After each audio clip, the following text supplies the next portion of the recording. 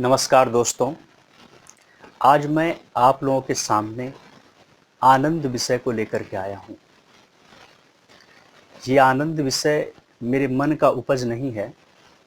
ये विषय मैंने एक श्रेष्ठ पुस्तक से लिया है, जिसके लेखक, जिसके रचयिता युग ऋषि पंडित श्री राम शर्मा आचार्य जी हैं। उनके विचार कुछ इस तरीके से हैं। आनंद के लिए किन्हीं वस्तुओं या परिस्थितियों की आवश्यकता नहीं और न उसके लिए किन्हीं व्यक्तियों के अनुग्रह की आवश्यकता है। आनंद के लिए किन्हीं वस्तुओं या परिस्थितियों की आवश्यकता नहीं और न ही उसके लिए किन्हीं व्यक्तियों के अनुग्रह की आवश्यकता है। वह अपनी भीतरी उपज है। परिणाम में संतोष और कर्म में उत्कृष्टता का समावेश करके उसे कभी भी, कहीं भी और कितने भी बड़े परिमाण में प्राप्त किया जा सकता है।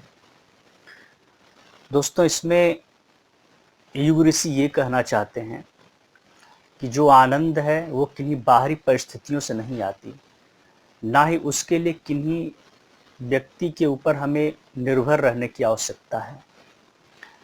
हमें तो उस आनंद की प्राप्ति हमारे अंदर ही हो सकती है।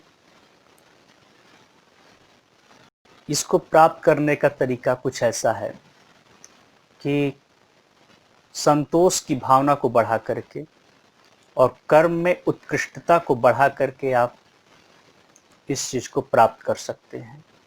संतोष के भाव के साथ और कर्मों में, जो भी कर्म आपका हो, चाहे आप एक छात्र हों, चाहे आप एक वकील हों, सलाहकार हों, सीए हों, डॉक्टर हों, इंजीनियर हों, बिजनेसमैन हों, एक एंटरप्रेन्योर हों, कुछ भी हों, चाहे आप एक वक्ता हों, चाहे आप एक सोशल मीडिया इन्फ्लुएंसर हों, चाहे आप कुछ भी हों, चाहे आप कृषक ही क्यों न हो, लेकिन अपने कर्मों में उत्कृष्टता का समावेश करके और संतोष की भावना